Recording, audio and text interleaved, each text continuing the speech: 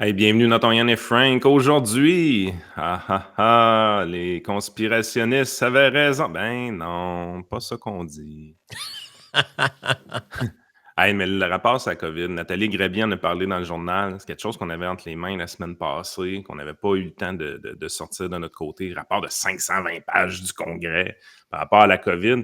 Parce qu'aux États-Unis, ils font ça, eux autres, de temps en temps. Tu sais, quand il y a un événement marquant, majeur, là, ils reviennent sur les événements, ils font une petite enquête. Genre, ils essaient de voir, on a-tu pris des bonnes décisions? Est-ce qu'on pourrait améliorer nos décisions dans l'avenir? Une introspection. Le manger de crotte au fromage, j'aime pas ça, ce mot-là, je pense.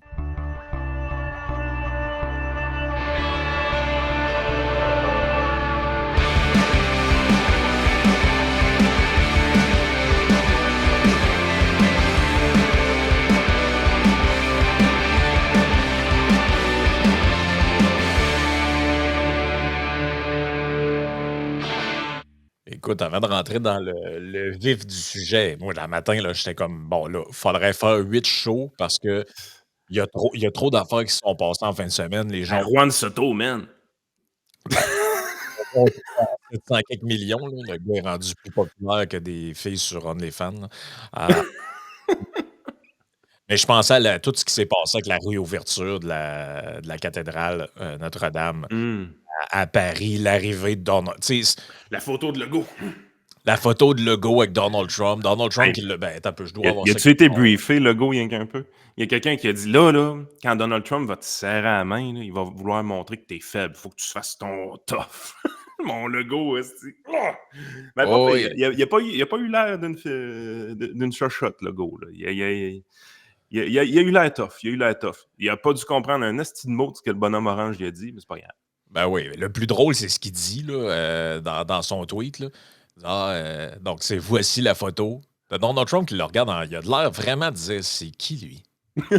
Mais c'est une bonne photo pour Legault, par exemple. Pour vrai, là. Ben, Legault, il y a quelqu'un qui l'a briefé. T'as-tu vu les photos qu'il a mis? Il a mis celle avec Zelensky, celle avec Elon Musk et celle avec Trump. Non, il a Il, fait il- la il- job qui il- méritait d'être faite là-bas il a pour fait le c'est ça. politicien. Il a fait la job qui méritait d'être faite. C'est sûr que son, il croit pas, là, avec le président des États-Unis, Donald Trump, pour discuter du contrôle des frontières Non, canadiennes et des tarifs sur les produits. Là. ils n'ont rien discuté de là. Ils n'ont pas discuté de ça. Là. Ce qui s'est passé, c'est que il y a quelqu'un qui les a introduits, puis Donald Trump fait Ah, nice to meet you. Ah, ben, allô, là, Donald, là. Il a serré la main, ça a duré 33 secondes d'écart, puis ça s'est terminé là. Là. Mais ce qu'on ne sait pas, c'est s'il a essayé d'y arracher le bras comme il a fait Avec Macron, avec Macron. Hey, man, ça n'a pas de il n'y a, sens. Là, y a c'était poignées aucun de main. respect. Regarde-moi ces poignées de main-là. Là. Ça n'a juste aucun sens. Là. Ah ouais, ah ouais. On dirait qu'ils jouent au bras de fer avec. Et puis, il a refait exactement la même affaire qu'en 2016 avec Brigitte. Te rappelles-tu de quand il était débarqué Non? en France la première fois, puis il avait regardé Brigitte, il avait fait Oh, you look good. Ah, Là, il est sorti de là. Il a serré la main de Macron. Ça, c'est comme un peu plus tard, ce qu'on voit là. Mais juste avant, il serre la main à Macron, puis il se tourne vers Brigitte, puis il dit Oh, you're so beautiful. Puis il donne un bec sur le front, man. ben voyons. Je te le dis. Quand j'ai vu ça, j'étais comme Mais voyons. Ben voyons. Après ça, il rentre dans le. On le voit dans un autre. Asti qu'il n'y a pas d'allure, sérieux. On le voit dans une autre clip, il rentre à l'Élysée finalement avec Macron, puis puis là Macron il dit So Donald, you remember this place? Yeah, yeah, yeah. Puis là, il monte en haut, puis il dit Do you want something to drink, Donald? Do you want something? Puis là, t'as Trump qui est là, Do you have a Coke or something? Puis là, t'as Macron qui est là, Oh yeah, a Coke. Tu sais, je sais pas à quoi il s'attendait de se faire répondre. Puis là, t'as un gars par rapport qui arrive avec un Coke diète pour le donner à Trump. Et là, Hey, mais fait que bref, tout ça est juste un shit show du début jusqu'à la fin. Là. le gars qui jouait de l'orgue dans la cathédrale, c'était-tu fake, cette affaire-là? Ben, j'ai vu des memes sur Internet circuler dire que la personne a été internée après ça. Ça Hey, doit non, pas mais être vrai, ça. c'était cacophonique, ça. Je veux dire, si c'était vrai, là, c'est... Oh, Ah, moi, ouais. j'étais là, c'est une fake news, ça, c'est pas vrai. Tu sais, je savais même pas si. J'ai pas cherché parce que c'était pas pertinent, mais là, je me rends compte que ça avait l'air malaisant. Ouais, c'est un peu malaisant, là. T'as aussi le gars de le premier ministre français là, qui vient de se faire débarquer. Lui, il a pas l'air. C'est là qu'il a perdu sa job, il a pas long. Ouais, lui, il garde Trump, il sait qu'il fait des babayes. L'autre, oups, Well, il a the pas l'air content, ben, centrality ben, là. of Oups, il se Donald regarde pas Trump and trop. the feeling that Oups, President là, t'as une Macron madame qui had. essaie à Trump. Mais Trump il a quand même réussi à voler le show pareil, hein. C'est ça qui est Ben oui. incroyable, c'est que toute l'histoire, c'est Macron qui met en scène, c'est l'empereur qui inaugure le Colisée, sa seigneurie qui, tu sais, là, c'est très traditionnel, très genre là, on réouvre le monument, puis c'est très beau là, ce qui a été fait là.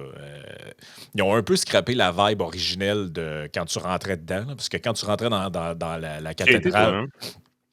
quand tu rentrais dedans, là, c'était genre tu sais, tu vois la suie au plafond de toutes ces années-là, de toutes ces centaines d'années de chandelles. Puis, fait que, tu sais, là, ils ont fait de quoi de très blanc, très épuré. Fait que c'est comme plus vraiment la même place. Mais c'est beau pareil, ce qu'ils ont fait. C'est super beau.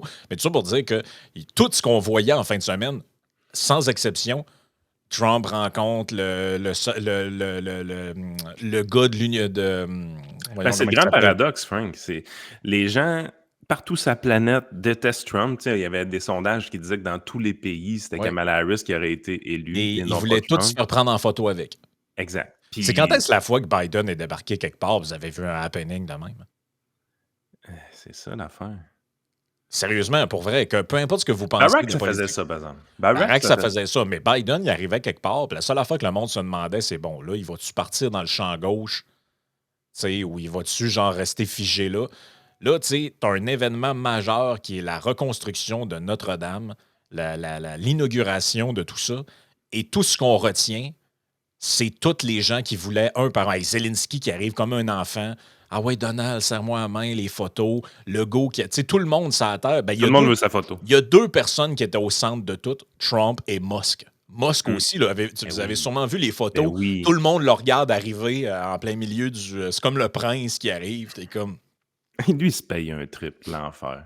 Lui, il se paye un solide trip. Là. Mais c'est ça. Fait qu'en fin de semaine, il y avait toutes sortes d'affaires. Évidemment, ça, on pourrait en parler pendant 3 heures de temps, mais c'est pas le sujet principal. Puis l'autre affaire, quand même, à mentionner, c'est ce qui est arrivé en fin de semaine à notre ami Eric, qui a eu qui a fait un infarctus, là, disons les choses comme elles sont. Il a fait une genre de crise de cœur en fin de semaine, vendredi. Donc, de ce qu'on comprend, il va bien. Je pense qu'il va avoir son congé de l'hôpital en début de semaine, ou si c'est pas peut-être déjà fait au moment où les gens écoutent ça. Donc, c'est ça, il y a eu un genre de malaise. Puis Eric ils l'ont est conduit à work. l'hôpital. Puis, c'est ça. Eric, c'est un workaholic. Hein? Fait que, les petits Ouais. signes de la vie, à un moment donné, qui te disent ralentis un Ouais. peu, ralentis un peu. Il y a quand même eu tu sais, des gens qui ont fait preuve d'une certaine classe là-dessus. Là. J'ai vu évidemment Poiliev qui a souhaité bon rétablissement. Legault aussi, ça m'a quand même surpris. Ruba Gazal. Ruba Gazan, je ne l'ai pas vu, celle-là. Ouais. Ouais, OK. Oh, ouais, elle a fait. Bon, ben tant mieux. Regarde, j'ai vu aussi Paul Saint-Pierre Plamondon, Marc Tanguay. Bon, Ça, c'est la chose qui montre que vous êtes dans une démocratie. OK? Puis c'est ce que le prof Caron nous dit souvent, puis c'est la différence entre un adversaire politique et un ennemi politique. Puis Ouais. Ruba Gazal, quand elle va dire ça à Éric Duhem, elle prend un certain risque parce qu'elle a une petite gang de débiles en dessous d'elle. Là. Mais, Sont saucés. Le gang de militants là, sont fous dans la tête. OK? Fait que ce qu'elle a fait, c'est intelligent. Tu sais, elle a eu beaucoup de difficultés, puis elle ne l'a pas fait de condamner les violences dans les rues à Montréal il y a quelque temps. Mais là, avec Éric, elle a osé le faire. Fait que là, il y a peut-être un signe de début de commencement de maturité politique de son côté. Là. Parce que c'est ça qui fait qu'on est en démocratie. Un adversaire politique, ça reste un être humain que tu ne souhaites pas anéantir, tu souhaites combattre dans l'arène parlementaire. Exact. Mais un ennemi politique, tu souhaites l'anéantir, puis tu viens qu'à souhaiter sa mort. OK? Vous comprenez la différence entre les deux? Là? Ouais. Oh oui, Ben, absolument. Fait qu'il y a un début de commencement de maturité politique du côté de Ruba Gazal. Je pense que ça doit être peut-être souligné. On verra pour le reste parce que ça semble encore à géométrie variable. Là. Mais ouais, parce que des vidanges, évidemment, ces réseaux sociaux, il y en a eu. Là. Non, c'est ça. Fait que quand même, on lui lève On lui lève notre chapeau, puis prompt rétablissement à Eric. On ne souhaite pas ça à personne. Manon Massé aussi, je sais qu'elle avait eu des problèmes cardiaques. Là. Moi, peu importe c'est qui, je veux dire, je souhaite à personne d'avoir des problèmes de ce type-là. C'est toujours déplaisant de voir que des gens ne sont pas capables de s'élever au-dessus de la mêlée, puis comme avec Trump, qui j'aurais aimé ça, les Léa Streliski de ce monde, j'aurais aimé ça qu'ils reçoivent la balle dans la tête. C'est pas dit de même, mais c'est toujours implicite. Mais là, je voyais des commentaires en fin de semaine. Tu dis, c'est pas chic. Gardez-les pour vous autres, ces commentaires-là. C'est tout le temps un peu ça. Quand Arthur meurt, quand Doc Mayou meurt, quand il arrive des affaires de même, il y a du monde qui sont juste pas capables de s'en empêcher. Puis Mais ça reste. La raison pourquoi ils sont pas capables de s'en empêcher, c'est exactement ce qu'on disait. Ils font pas la différence entre un adversaire et un ennemi. C'est la raison pourquoi ces gens-là souhaitent autant faire perdre la job à quelqu'un, qui souhaitent autant l'anéantissement de leur ennemi politique. Absolument. C'est que c'est borderline djihadiste, les affaires. Hey, prenez une puff, on est dans une démocratie. Votre adversaire, vous devez le vaincre avec l'argumentation. OK? C'est le monde dans lequel on vit. Là. C'est le monde dans lequel tout le monde souhaite vivre en passant. Oui, totalement. Parlant de démocratie et de djihadistes, on aura l'occasion de reparler de ce qui se passe en Syrie là, et de ces réactions complètement niais. J'ai vu Trudeau, j'ai vu Jack Metzing. C'est pas très chef d'État. Hein? Tu parles d'une gang de totons pareil. Hey, c'est le fun, là, le Assad tombe, la démocratie puis la liberté s'en vient. T'es comme Chris, le numéro 2 des rebelles, c'est un ancien d'Al-Qaïda. C'est pas, là. Me semble, moi, je me garderais une petite gêne avant de faire des grosses prospections là-dessus. Là. Mais bref, on aura l'occasion d'en reparler.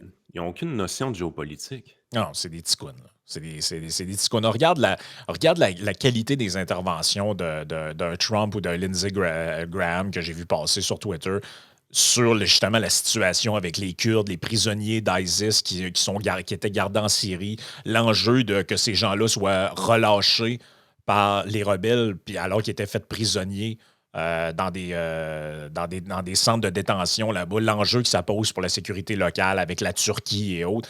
Tu vois qu'il y a des gens qui sont dans la politique réelle, puis tu as d'autres gens qui sont dans le... c'est fleur bleue. C'est du signaling de Ticoun. Souhaitons que la démocratie s'installe. Écoute, même quand que les États-Unis, avec ses alliés, sont rentrés en Afghanistan pendant 20 ans à essayer d'implanter une démocratie là. Oui, il n'y en a toujours pas. Alors, regardez ce que ça a fait. Ah, il faut que ça vienne organiquement. Ça ne peut pas venir par en haut. Fait que là, imaginez-vous, là, quand c'est un mouvement rebelle djihadiste qui prend le pouvoir en Syrie. Oui, c'est sûr, Trudeau, c'est sûr, demain matin, il va y avoir une démocratie. C'est sûr. De quoi tu parles? Lui, il est en train de penser au drapeau LGBT. Tu vois le genre de gars que c'est. Donc, la semaine passée, Nathalie El-Grabli est la seule, je pense, qui a réellement parlé de ce rapport-là qui est sorti aux États-Unis. Donc, elle a fait une petite chronique qui s'appelle COVID-19, révélation troublante. Petite en termes de longueur, mais quand même assez... écoute, c'est un rapport qu'on avait entre les mains la semaine passée. Quand le texte de Nathalie est sorti, ça faisait presque une semaine qu'on avait ce rapport-là entre les mains. Évidemment, c'est 520 pages. Okay? C'est extrêmement lourd comme rapport. C'est un rapport qui vient du Congrès américain.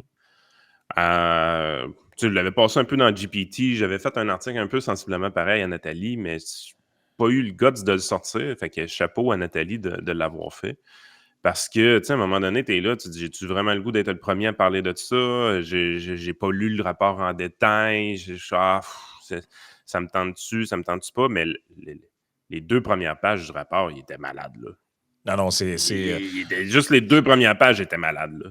On va venir dans les détails de tout ce qu'il y a, là, mais essentiellement, les 10 points qui sont sortis par Nathalie El-Grabli sont pas mal ce qui est dans le rapport, là, je te dirais. Là. Moi, j'ai lu les abstracts, j'ai lu quelques articles qui parlent de ça. J'ai regardé le rapport en diagonale aussi, puis j'ai demandé également, dans mon cas, c'était Grok que j'ai utilisé. Là, je dis, sors-moi les... En fait, j'ai posé plusieurs questions qui sont quand même utiles, notamment parce que j'ai vu des gens encore commenter l'article d'El Grabli, puis on viendra au détail juste après, là, mais qui nous disaient c'est un rapport de politiciens républicains, il n'y a pas de médecin puis de scientifique là-dedans. Hey boy, ça me surprendrait pas mal, ça. Là. Pas de médecin puis de scientifique là-dedans. Dr. Robert Redfield, ancien directeur de la US Center for Disease Control and Prevention, expert en maladies infectieuses. Le docteur Fauci, évidemment, qui est interrogé là-dedans. Immunologiste, figure clé de la réponse américaine à la pandémie. Docteur Francis Collin, ancien directeur de la NIH. C'est un généticien. Peter Daszak, président de Eco Health Alliance. Donc, lui, Puis, c'est... petit mot sur Fauci par rapport à ça, c'est quand le rapport sort la semaine passée, on ne fait pas le lien immédiatement, moi puis Frank, éventuellement, mais on s'était rendu compte de quelque chose sur Polymarket, c'est que la probabilité que Dr. Fauci soit pardonné par Joe Biden a monté d'un Ouais, cran très rapidement sur Polymarket. Puis on n'avait pas fait le lien entre les deux, mais ça coordonnait pas mal avec la sortie de ce rapport-là. pas mal. Puis on va voir dans quelques instants un peu pourquoi. Mais bref, tout ça pour dire qu'il y a plus de 30 experts différents là, qui sont cités dans ce rapport-là ou que le rapport est une conclusion des éléments que ces gens-là ont amenés. Donc, premièrement, les gens qui parlent de ça, c'est pas vrai ce que vous dites, là, qu'il n'y a pas d'experts, qu'il n'y a pas de Non. rapport, puis que c'est juste des politiciens qui ont écrit ça sur le coin de table. Ce n'est pas vrai.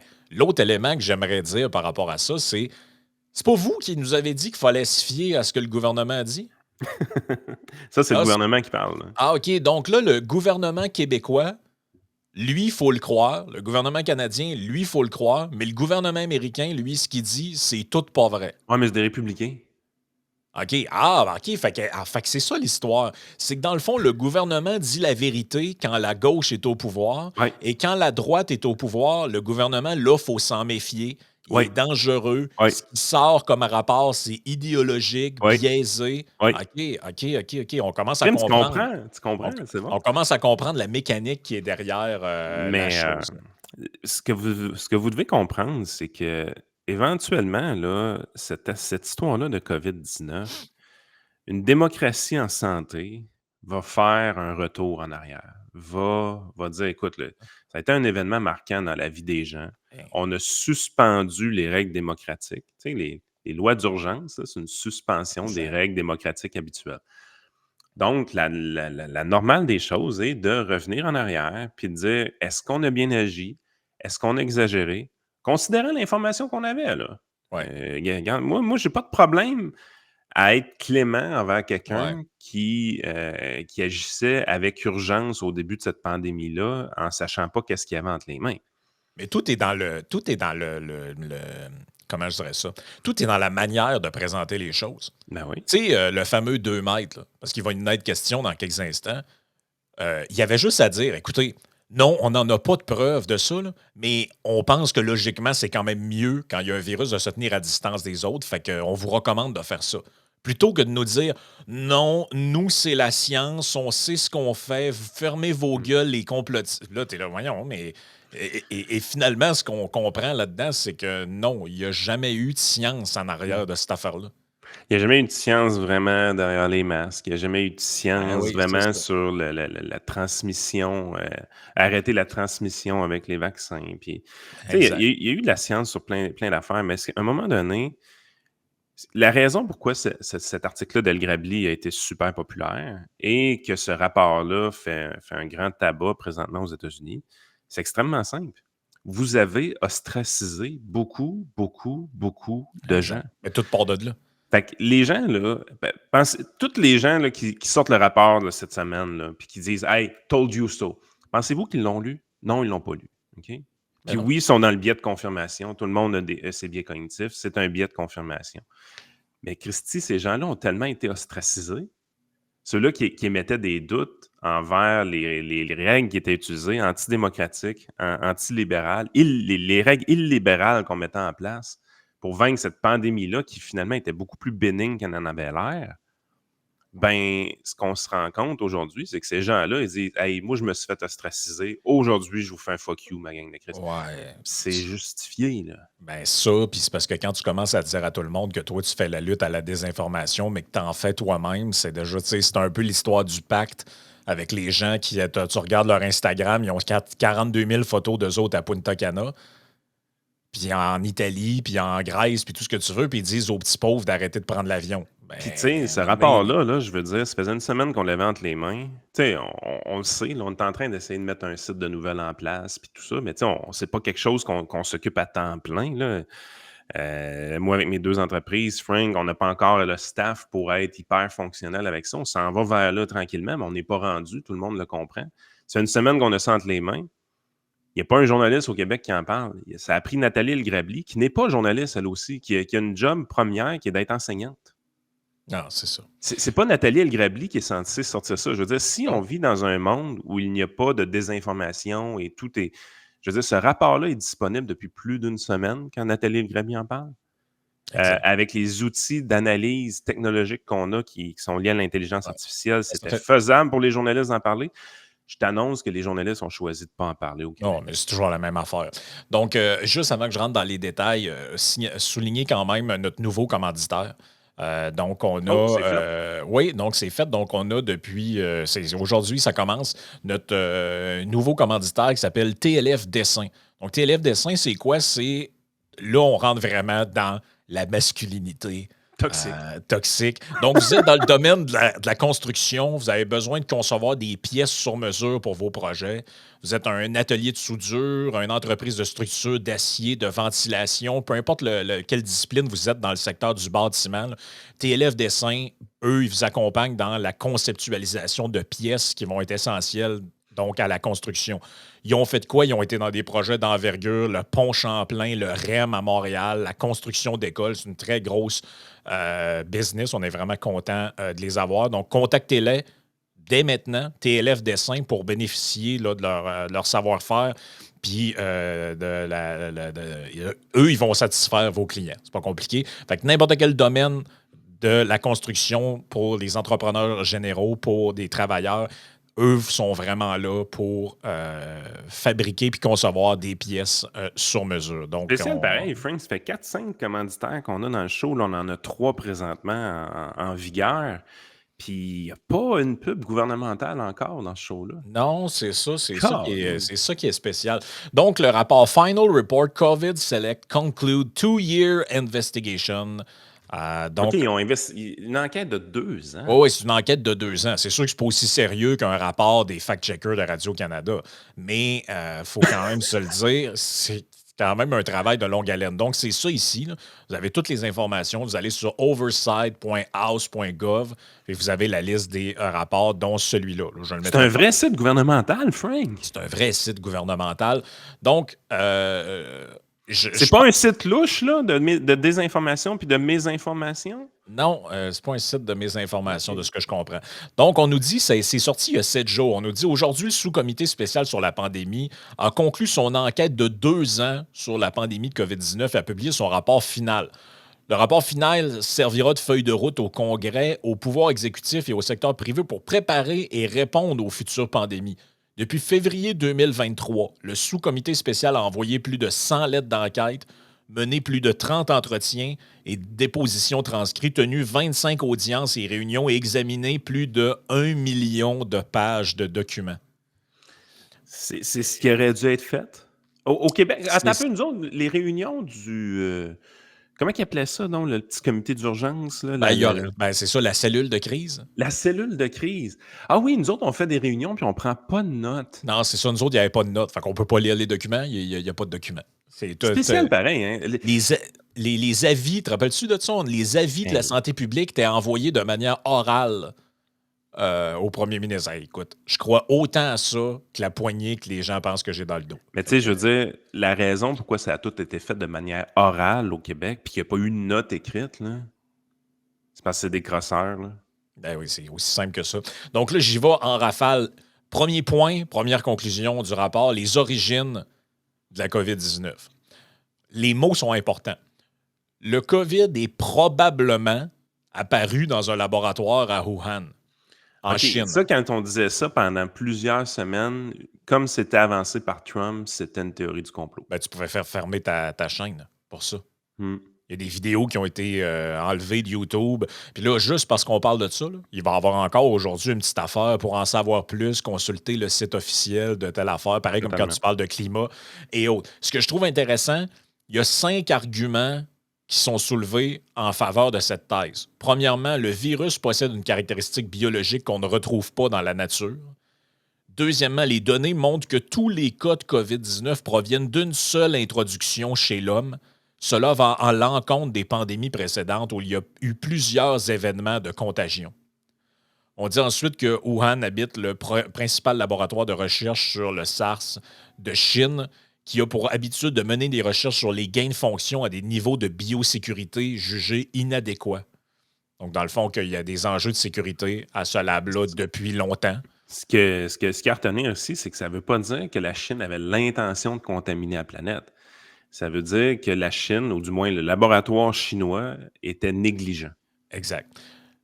Quatrième argument, les chercheurs de l'Institut de virologie ont été malades d'un virus de type COVID à l'automne 2019, quelques mois avant que le COVID ne soit découvert sur le wet market.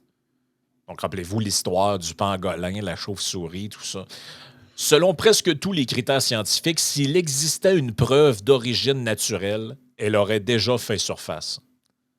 Donc, ce qu'ils disent, c'est qu'après tout ce temps-là, si ça l'originait vraiment de l'animal en question, ben, on le saurait.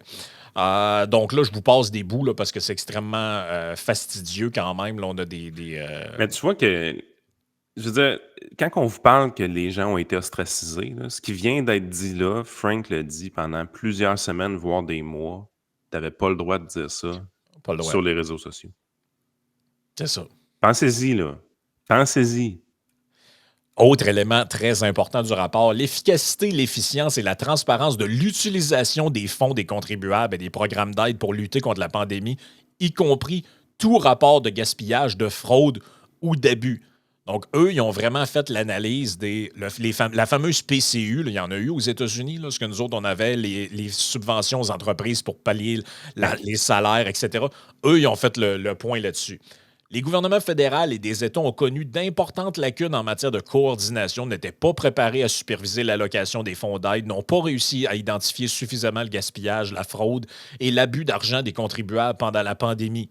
Le programme de protection des chèques de paie qui offrait un soulagement essentiel aux Américains sous la forme de prêts qui pouvaient être annulés si les fonds étaient utilisés pour compenser les difficultés de l'ère de la pandémie était en proie à des réclamations frauduleuses entraînant la perte d'au moins 64 milliards de dollars d'argent des contribuables au profit de fraudeurs et de criminels. Les fraudeurs ont coûté aux contribuables américains 191 milliards de dollars en profitant du système d'assurance chômage du gouvernement fédéral et en exploitant les informations personnelles identifiables des individus. 200 millions de dollars de l'argent des contribuables ont été perdus en raison de l'incapacité de la Small Business Administration à exercer une surveillance appropriée et à mettre en œuvre des contrôles internes et à garantir l'adoption de mesures de protection contre la fraude. Hey, c'est du gros cash, 190 milliards. Dans les proportions canadiennes, c'est 19 milliards quand même. Là. Écoute bien Moi, ça. je pense qu'au Canada, ça a été pire que ça. Écoute bien ça. Au moins la moitié de l'argent des contribuables perdus dans les programmes d'aide liés au COVID a été volé par des fraudeurs internationaux. Je le crois. L'élargissement des programmes d'aide qui manquaient de fonctions de surveillance appropriées a exposé de graves vulnérabilités au sein du système et a ouvert la voie aux fraudeurs, aux criminels internationaux et aux adversaires étrangers pour profiter des contribuables. J'en doute pas pantoute. On parle ensuite de l'OMS là-dedans. La réponse de l'OMS à la pandémie de COVID-19 a été un échec total car elle a cédé à la pression du Parti communiste chinois et a placé les intérêts politiques de la Chine avant les obligations internationales.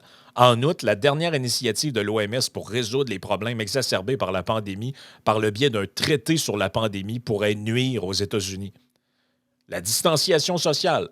La recommandation de la distanciation sociale de 2 mètres de distance, le fameux 6 pieds, qui a entretenu la fermeture des écoles et des petites entreprises dans tout le pays, était arbitraire et ne reposait sur aucune base scientifique. Lors d'un témoignage à huis clos, le Dr Fauci a déclaré que cette recommandation est apparue comme par magie. Port du masque obligatoire. Il n'existe aucune preuve concluante que le port du masque protège efficacement les Américains du COVID-19.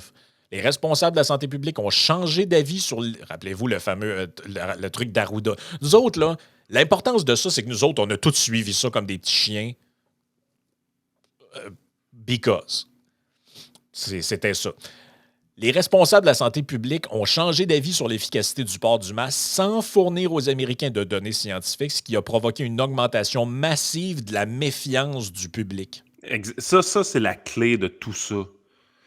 Ah, il y a des conspirationnistes, des complotistes. Puis, il y en a toujours eu sur toujours plein de sujets. Pourquoi il y en a plus aujourd'hui? That's it. À cause de ça. Une des choses que j'avais dit à l'époque, on m'était fait traiter de cave à Radio X, évidemment. Je disais, les vaccins, c'est bon. Ce qu'on a réussi à faire, puis ça, by the way, dans le rapport, ils disent que l'opération Warp Speed, là, ça a été une bonne chose. Okay? C'est pas un rapport anti-vaccin, by the way. Là. Juste pour rappeler aux crétins qui veulent insinuer des trucs. Là. Mais une des choses que je disais, c'est que les vaccins vont être vraiment nécessaires, vont être très utiles à retrouver une vie normale dans cette histoire-là. Mais si on force les vaccins dans la gorge des gens, là, on va avoir des effets négatifs à long terme sur les taux de vaccination dans d'autres départements. On va créer des anti-vax pour toutes. C'est exactement ça qui s'est passé. L'augmentation de la méfiance du public, là, c'est exactement ça qui s'est passé. Mais nous autres, on était des caves. Donc, quand on disait, là, on croit en la science, on croit que les vaccins sont efficaces, on croit que les gens devraient y aller de manière volontaire, se faire vacciner. Il faut les convaincre de l'efficacité de ces vaccins-là, mais d'une manière volontaire, parce que c'est important. Puis le gouvernement a choisi la coercition. En choisissant la coercition, il a augmenté la méfiance du public. Aujourd'hui, on se ramasse avec plus de gens anti-vax, plus de gens qui ne font pas vacciner leurs enfants, plus de gens qui se méfient du système, plus de gens qui sont complotistes, plus de gens qui sont conspirationnistes. Ça, c'est directement lié à la coercition gouvernementale. C'est pas parce que le monde est cave, puis c'est pas les YouTubers, puis c'est pas les gens sur X qui font ça, là. C'est la coercition gouvernementale qui a amené les gens à se méfier. C'est exactement ça. On parle également de la désinformation sur la COVID-19.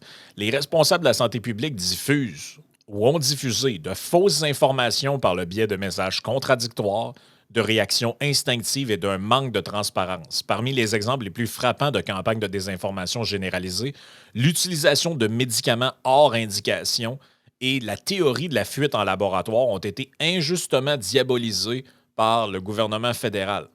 L'administration Biden a même eu recours à des méthodes antidémocratiques et probablement inconstitutionnelles, notamment en faisant pression sur les réseaux sociaux pour qu'ils censurent certains contenus liés à la COVID-19 pour lutter contre ce qu'elle considérait comme de la désinformation. Exact. On parle également là-dedans de... Parce que, bon, il y a quand même des...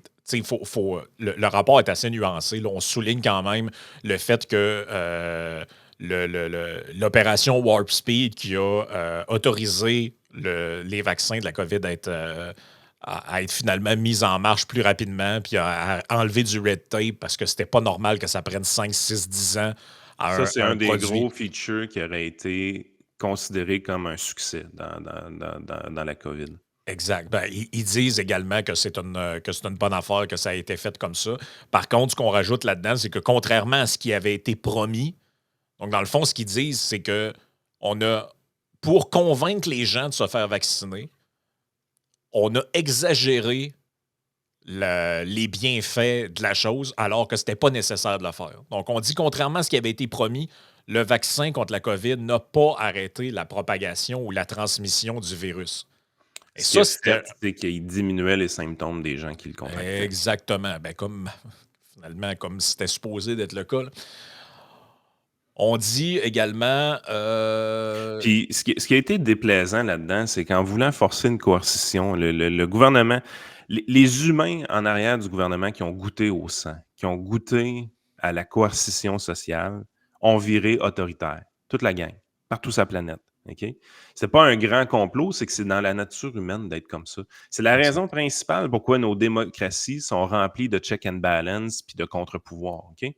C'est à cause de cette nature humaine-là à devenir autoritaire quand on lui donne du pouvoir. Oui, puis ça, c'en est un exemple de contre-pouvoir. C'est que maintenant, il y a une autre administration qui arrive, puis on regarde ce que l'autre d'avant a fait, puis on essaie de voir qu'est-ce qu'on peut faire pour plus que ça arrive.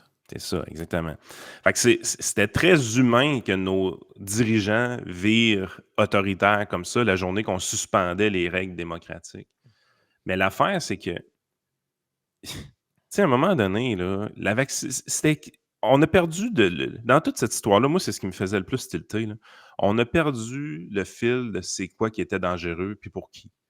La COVID était dangereuse, majoritairement Ouais, pour des personnes âgées, OK? La exact. journée que tu veux obliger quelqu'un de 32 ans à se faire vacciner, tu augmentes la probabilité que cette personne-là se méfie des vaccins dans le futur, se méfie tellement des vaccins qu'il ne fera pas vacciner ses enfants par après, OK? Pour des vaccins qui sont établis depuis 30-40 ans. Là. Pour absolument aucun gain. Parce que le seul gain qu'on nous disait, c'est qu'il faut que tu te fasses vacciner pour ton prochain et pour autrui, par Ça, altruisme. c'était débile, ça, ce truc de se faire vacciner pour les autres. Ça n'a jamais arrivé. Tu sais, les vaccins n'ont pas protégé contre la transmission. Les vaccins pour les personnes vulnérables diminuaient les symptômes, Exact. augmentant ainsi leur risque de survie.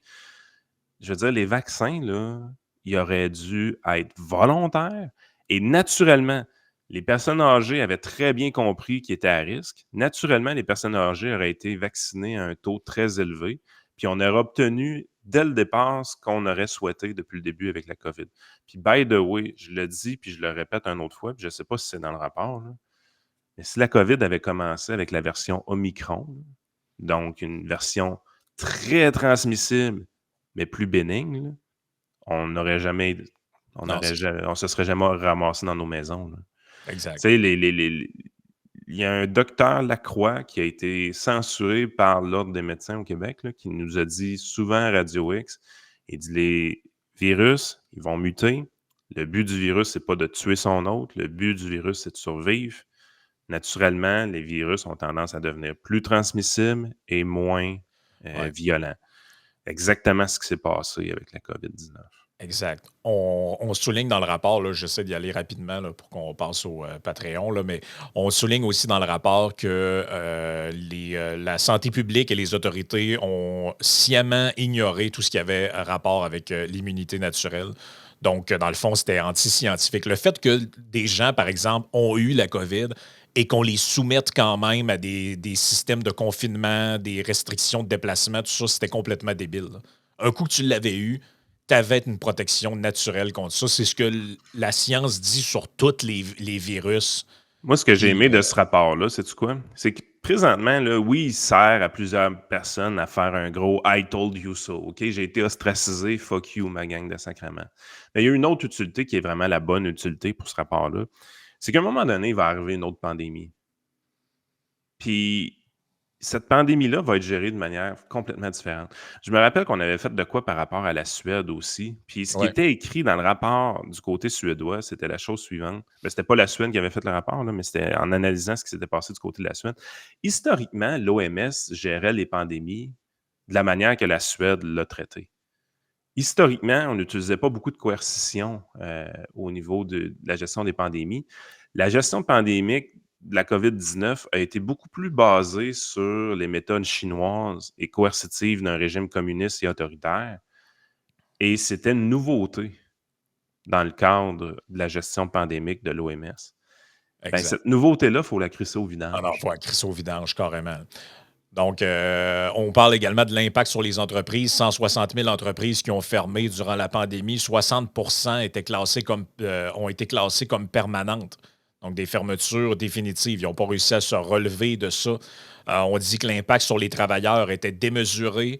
On dit que la fermeture des écoles pendant la COVID, la science n'a jamais justifié la fermeture prolongée des écoles. Il était peu probable que les enfants contribuent à la propagation de la COVID ou souffrent d'une forme grave ou encore pire d'un décès de la maladie. Au contraire, la fermeture des écoles, les enfants ont subi des pertes d'apprentissage historiques, des taux plus élevés de détresse psychologique, un bien-être réduit. On parle également là-dedans je te donne ça ici.